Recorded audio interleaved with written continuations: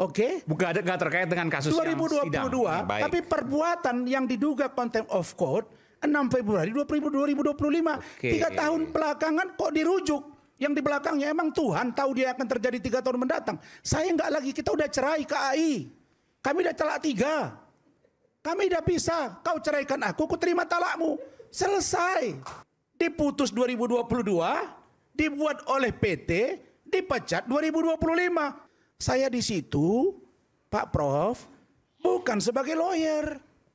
Saya terdakwa. Masa kuda yang mendaki, kita yang sesak napas. Saya terdakwa. Yang beracara 33 orang penerima kuasa, ada 10 orang. Saya terdakwa. Kenapa dibawa saya melanggar kode etik atau contempt of court?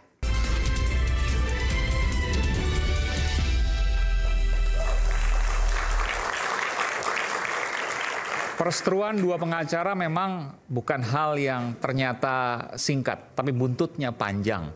Putusnya advokat, karir, tamat, apapun bahasanya. Dan itulah kemudian yang terjadi. Meskipun kita kupas di sini, supaya tidak ada dusta di antara kita. Saya ke Bung Rasman. Bung Rasman, Anda punya argumen apa? Kalau Anda itu masih bisa beracara, masih bisa jadi pengacara, belum tamat karirnya. Padahal Bung Hotman mengatakan bahwa Anda udah tamat nih. Baik, bismillahirrahmanirrahim. Saya dan keluarga besar saya, kebetulan ada Bu Eli juga, datang dari Medan. Selalu hadir ya. Oke. Kemudian, itu Bu Ade. Jadi dua-dua hadir di sini, Bung Aiman. Iya. Bahwa memiliki 2 wanita lebih mulia daripada bawa perempuan di kolam renang. Ya. Baik. Nah, kita nggak beda pribadi. Oke, silakan. Terima kasih. Oke. Adinda Aiman, saya ditelepon. Bahkan ada dikirim satu YouTube oleh rekan saya, Bung Reza Indragiri. Ya.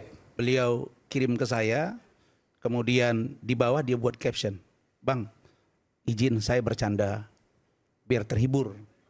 Jadi banyak orang yang mengkonotasikan bahwa Rasman ini temperamental, high tension, tukang marah-marah, sehingga tidak ada tenangnya. Padahal tidak. Dan dibully netizen. Ya, dalam teori komunikasi yang saya tahu, berbicaralah engkau dengan fakta, sehingga orang yang ketika kau berbicara, dia bisa melihat dan memahami apa yang kau katakan. Tapi kalau malam ini saya disuruh berbicara, saya akan buktikan bahwa saya tidak akan marah, tidak akan tenang. Karena ketika saya lembut, setengah keras, sangat keras juga sudah didengar dan sudah saya sampaikan. Tinggal sekarang saya bagaimana saya memulai, Anda yang akan menyelesaikan. Kira-kira begitu. Jadi begini, saya memahami pikiran dari Adinda Fitra Ramadan. Karena beliau ini sekjen salah satu organisasi advokat. Kita harus paham dan kita sangat tahu, dan saya tahu juga Adinda Fitra tahu, bahwa dalam sebuah putusan yang terkait dengan etik, apalagi berita acara sumpah, itu pasti melalui Dewan Kehormatan. Nah, untuk kasus Adinda Firdaus, beliau ini tidak melalui sidang etik. Anda juga kan? Nah, dia dulu. Oke. Dan dia ini, Adinda Firdaus ini memang berada di bawah naungan organisasi advokat, Kongres Advokat Indonesia, pimpinan Siti Jamalia Lubis dan Aporos Jalabonga. Sampai Adinda Firdaus diberhentikan tanpa sidang etik. Untuk beliau itu. Berarti ada kecacatan. Biar beliau yang analisa.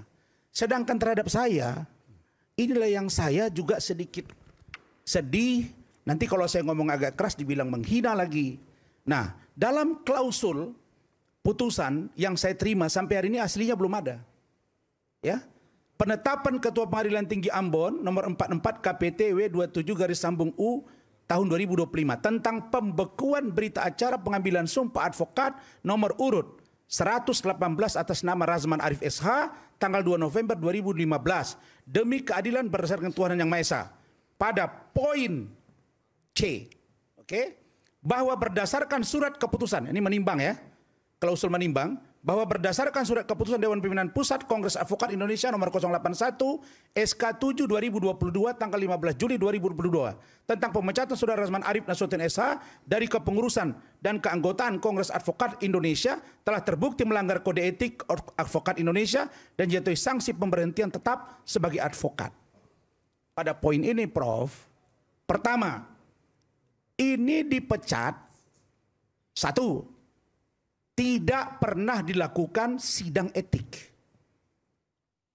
Jadi Dan kalau ada putusan berita acara sidang etik, tunjukkan ke saya. Oke, sebentar. Itu disebutkan pemberhentian tetap sebagai advokat. Kata DPP KAI 2022. Oke.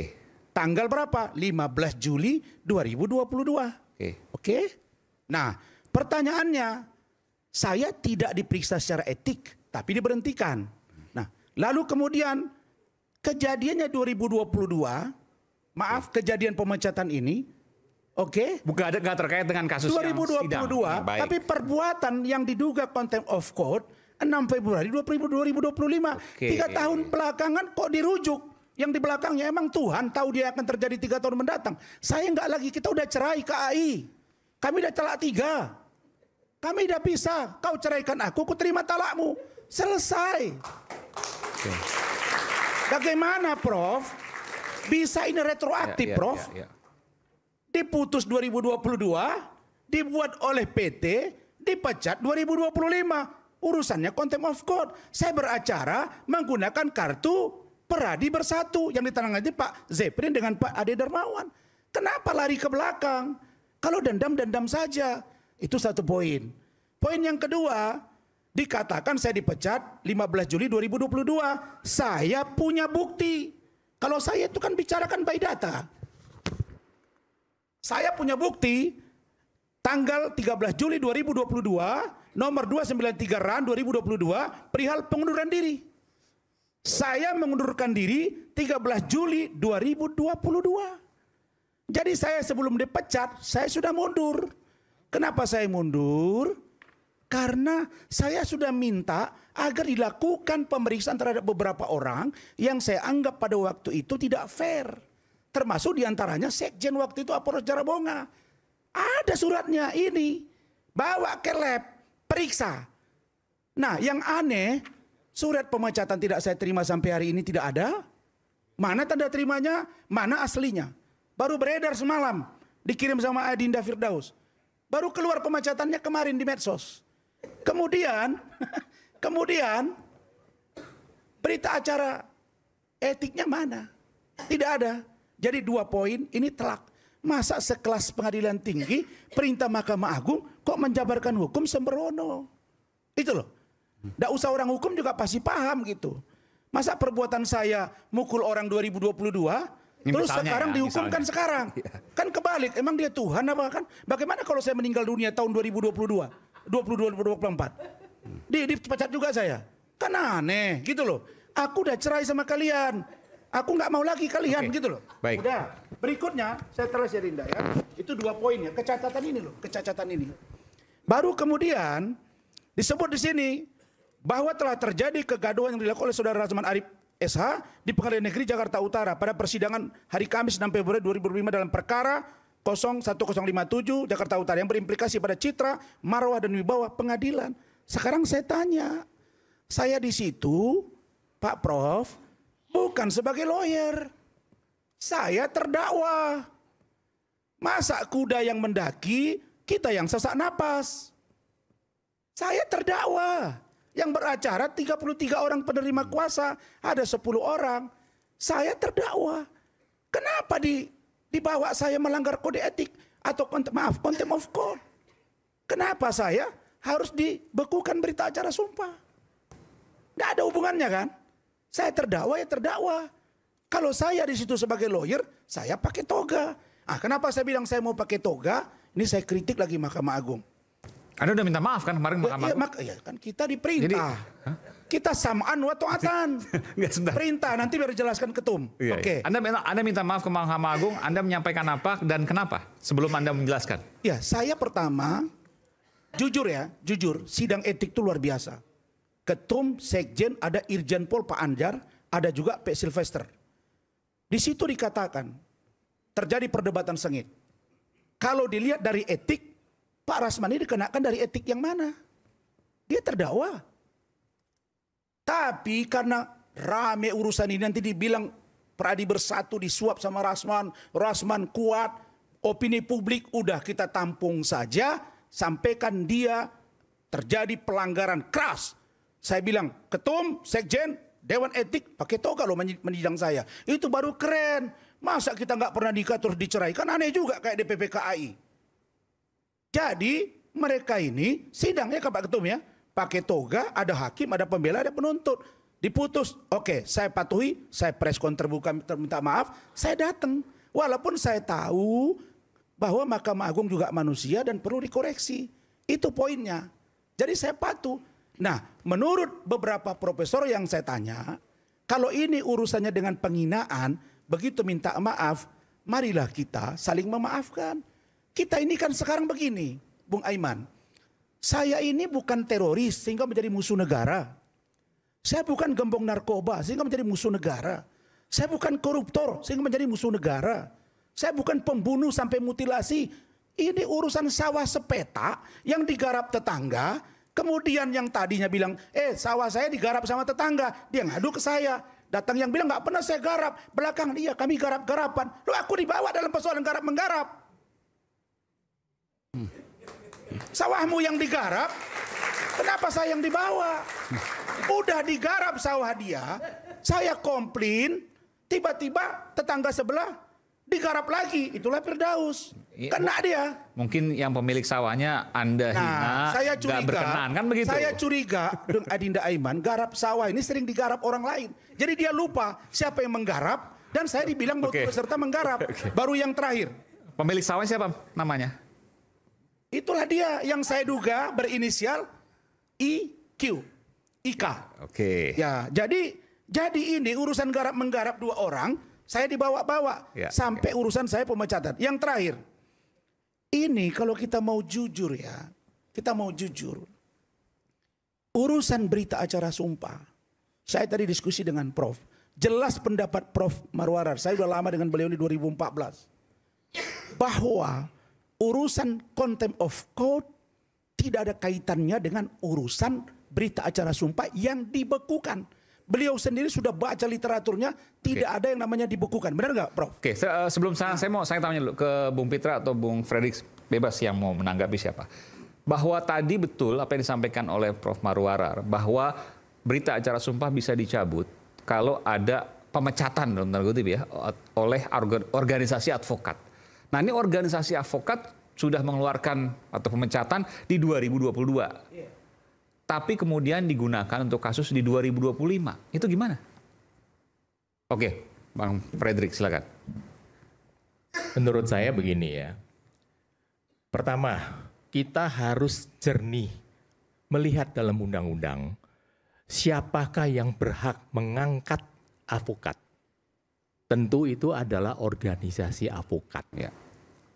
Pengadilan Mahkamah Agung pun tidak berwenang mengangkat seorang advokat. Itu undang-undang itu. Harus disadari. Berita acara sumpah itu dalam pasal 4 memang diwajibkan untuk melakukan sumpah.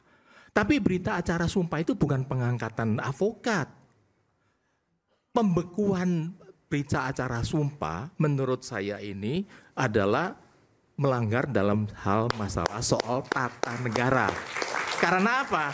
Berita acara sumpah itu hanya bisa dinyatakan atau tidak berlaku berdasarkan karena profesi advokatnya telah dicabut atau diberhentikan oleh organisasi berdasarkan ini dan itu. Kemudian pemberhentian seorang advokat bahwa Bung Rasman dan Bung Firdaus masih bisa beracara, masih punya hak sebagai advokat. Kalau menurut pendapat saya, beliau-beliau ini masih sah. Karena mereka punya berita acara pengangkatan, surat keputusan pengangkatan advokat kan belum pernah dicabut. Apalagi dalam hal ini, rekan Firdaus katanya sudah dipecat. Tapi pemecatan seorang advokat tidak semudah kita beli kacang goreng.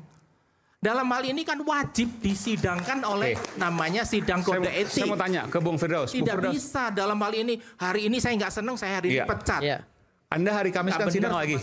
Ya. Hari Kamis sidang lagi. Iya. Hari Kamis tanggal 20 Februari 2025. 20 ya, saya sidang lagi. Anda akan datang? Saya datang pakai toga dan saya akan mengajukan surat kartu anggota kami yang baru. Vera di WPI. Dan mungkin hakim akan mengeluarkan Anda nanti. Saya akan lapor kalau saya dikeluarkan. Itu pelanggaran contempt of court juga kalau saya dikeluarkan. Jadi begini Bang Aiman, saya jelaskan bahwa pemecatan saya Ini kayak Anda akan datang betul dengan toga? datang. Dengan segala konsekuensinya, meskipun Ya. hakim tidak akan menerima Anda, Ya, saya yakin itu. saya datang. Jadi gini, Oke, sebentar. Saya ke Prof. Marwarar. Pak Marwarar, kalau nanti datang, padahal berita acara sumpah sudah dicabut, maka akan jadi masalah nanti, betul? Ya, lepas daripada masalah sumpah yang tadi barangkali sudah dibahas sedikit ya, itu adalah dua hal yang berbeda sebenarnya di dalam hal ini. Mungkin kalau dicabut sumpah itu sudah seperti suatu penetapan tun itu sebenarnya. Tetapi yang menjadi masalah sekarang harus diingat, teritorial pengadilan itu berbeda dengan soal keanggotaan. Ini adalah teritorial. Kalau dilarang misalnya Pak Oibowo Ya, Firdaus. Oibowo datang di sidang itu hak hakim. Tidak ada urusannya bahwa Anda belum dipecat. Tetapi kalau ada contempt of court di sini, hakim menentukan Anda tidak bisa, itu memang tidak bisa. Kalau Anda masuk lagi, itu bisa barangkali menjadi urusan yang panjang dengan kepolisian kan. Tetapi Mahkamah Agung rilis, mereka udah buat laporan di Bareskrim, Prof. Nah, kira-kira belum ada putusan pengadilan berkekuatan tetap, apakah itu sudah sah? Contempt of court itu berlaku terhadap kami sehingga kami dibekukan itu, Prof. dalam menjaga ketertiban kita harus pisahkan ini. Itu tugas hakim yang bersidang untuk memelihara ketertiban. Walaupun belum ada putusan. Ya, belum ada pun nggak apa-apa. Tetapi pengalaman menunjukkan itu sudah cukup bukti itu kan tadi yang direkam, yang rekamannya diputar. Naik Tapi, meja dan Prof, Ya. ada sedikit, Prof. Sampai hari ini, saya sudah dengar informasi dari banyak orang termasuk Prof juga. Adakah diatur sekarang terkait dengan Undang-Undang Contempt of Court Indonesia? Kan belum ada. Belum ada undang-undangnya, tetapi adalah kebutuhan dan itu menjadi hak. Iya, tapi yang belum ada pasal yang melekat. mengatur saya tentang- tidak setuju dengan Boleh nggak setuju. Maaf Prof. Tapi Sebentar. kalau Dinda, saya hakim bertanya dulu. Tenang tidak dulu, tenang dulu. mampu memelihara ketertiban di ruang sidangnya, itu dia berarti tidak Prof. mampu untuk melakukan itu. Itu, Jadi Prof. kalau dia sudah dinyatakan Anda melakukan pelanggaran, tidak boleh datang di persidangan, itu kalau Anda datang lagi, itu juga mengulang lagi contempt of court. Prof, Oh, saya kasih bisa mengulang lagi contempt of Tidak, court. Iman, saya kasih gambaran karena Prof kan tadi banyak cerita belum tahu betul kasusnya. Gini, Prof. Ada tadi namanya inisial H dan I. Mereka ini mengaku satu ASPRI, satu lagi bilang bukan ASPRI. Sehingga membuat pengaduan datang ke saya bilang dia dilecehkan, Prof. Oke. Lalu kemudian si laki-laki ini bilang, oh saya tidak tahu itu anak mangga besar, janda beranak satu, bla bla bla. Belakangan dibuatnya laporan polisi, Prof. Setelah buat laporan polisi, baru kemudian tidak tahu tiba-tiba diduga mereka bekerja sama. Oke, Prof. Masuklah kasus ini. Prof harus tahu pencemaran nama baik. Pasal 27 ayat 3. Saya kira bisa kita potong, Pak Iman. Ini suatu dua peristiwa yang berbeda. Prof, ada dikit, Pak. Bentar, apa yang Anda 34 sampaikan? bulan, Prof. Nah, saya mau kasih tahu. Singkat Di aja. sidang pertama kami, Prof. Sidang itu udah 4 kali, Prof. Sidang pertama, kedua, dan ketiga. Sidang pertama, mohon maaf. Hakimnya menurut kami ya, sudah ratusan kali sidang. Sangat luar biasa. Ya, kalau kita bilang straight, very, very straight. Menengok ke belakang aja, saudara terdakwa, lihat sini. Saya bilang, izin yang mulia, saya ini ada vertigo, saya lihat ke belakang. Kan gitu ya. Kalau saya kaitkan dengan pernyataan dari Pak Mahfud MD, wah ini luar biasa nih, Prof. Pak Mahfud MD ngomong begini. Pada tanggal 7 November 2024, Mahfud MD, sebutan yang mulia bagi hakim sangat berlebihan. Merujuk pada kasus-kasus menurut beliau tidak pantas dipanggil yang mulia lagi. Nah, tapi saya bukan bahas yang ini. Saya mau kasih tahu bahwa sidang pertama dibuat penetapan. Ada ketua tim kami Pak Lecu, nanti ditambahkan oleh Pak Sekjen masalah perbandingan hukumnya. Karena Sekjen kami luar biasa, Pak Ade. Terbuka untuk umum dan live. Karena ini pencemaran nama baik, bukan tindakan asusila atau apalagi di bawah umur. Tidak, Prof. Yang kedua, terbuka untuk umum. Live. Yang ketiga, terbuka untuk umum. Tiba-tiba agenda sidang keempat Adinda Fitra dan Bang Frederick di situ tanpa ditanya ke kami. Langsung duduk, dihadirkan terdakwa, kemudian hakim mengatakan bahwa kami sudah bermusyawarah, maka sidang pemeriksaan tertutup dan tidak boleh live. Kagetlah kami, Prof. Ada apa? Kenapa kok dipaksakan tertutup, sebelumnya terbuka? Kan begitu. Di mana-mana, Prof, seorang terdakwa takut bertemu dengan pelapor karena akan dibuka aib dia. Sekarang kebalik, Prof. Saya minta dibuka, dia minta ditutup. Karena itu tadi, Prof, urusan sepetak sawah yang digarap. Tetapi ini tidak ada urusannya dengan garap-menggarap di situ. Saya pastikan tidak ada di situ video cabul, tidak ada. Tidak ada yang namanya buka-bukaan, tidak ada. Tapi yang ada adalah bukti percakapan dan keterangan dari si perempuan itu bahwa merujuk pada, saya tidak bermaksud, Prof, mengintervensi pikiran Prof, karena saya tahu abang, Prof saya ini luar biasa. Pada MOU Kapolri, Jaksa Agung dan Kominfo, bahwa kalau yang disampaikan itu adalah perbuatan nyata, tidak ada tindak pidana. Nah si laki-laki yang menggarap ini, dia bilang, saya sudah pegang, saya kecewa, ternyata keras, tidak sesuai dengan aslinya di salah satu apartemen. Nah kira-kira kalau dia udah ngaku yang ini digarap sawahnya, mereka garap-menggarap, kenapa saya yang dibawa-bawa sampai berita acara sumpah? Tapi itu saja, Prof. Okay. Ini barangkali saya tidak masuk ke situ. Itu Iya, adalah saya satu setuju, betul. masalah lain. Kalau ada suatu protes kita terhadap penetapan hakim, sidang dinyatakan tertutup yang kita merasa bahwa tidak memenuhi syarat, itu ada mekanisme yang bisa. Meskipun tadi merasakan bahwa ada ketidakadilan karena mau buka-bukaan begitu kurang lebih lah ya. Tapi kemudian hakim memutuskan untuk ditutup. Mekanisme itu ada, kita akan mengajukan protes dulu kepada pimpinan. Sudah diajukan, Bang. Saya, Prof, sujud begini. Bentuk pengajuannya apa? Bentuk apa? Ya, saya lakukan pertama, mohon maaf yang mulia, ada rekamannya. Oh enggak, jadi kita tentu tidak lagi melihat itu sebagai antara Anda dengan hakimnya, tetapi kontrol atau pengawasan atasan yang akan apa yang bisa dilakukan? Ya dilakukan, kita mengajukan protes. Kami sudah lakukan, Prof. Itulah dia yang terjadi. Kepada siapa? Kepada ketua majelis. Bukan ketua pengadilan. Tunggu Bang, saya jelasin. Saya ajukan, Prof. Kemudian langsung dia marah. Tidak bisa. Sidang saya diskor. Makanya terjadi kegaduhan itu. Ya, itu, jadi saya Prof. kira keputusan itu akan diambil pimpinan. Saya kira begitu. Jadi mekanismenya bukan kepada majelis itu lagi kalau memang kita menentang keputusan atau penetapan yang ditetapkannya. Kepada ketua pengadilan. Dan kami sudah buat surat. Ketua pengadilan, keputusan itu ada mekanismenya, maka kegaduhan itu tidak perlu terjadi. Tidak perlu. Tapi apakah kemudian yang dilakukan misalnya ada hak? Jawabannya ada. Ada. Tinggal caranya seperti apa. Nanti bagaimana. Terima kasih. Ada berarti. Seterusnya kita akan simak sesaat lagi. Tetaplah bersama kami di Rakyat Bersuara.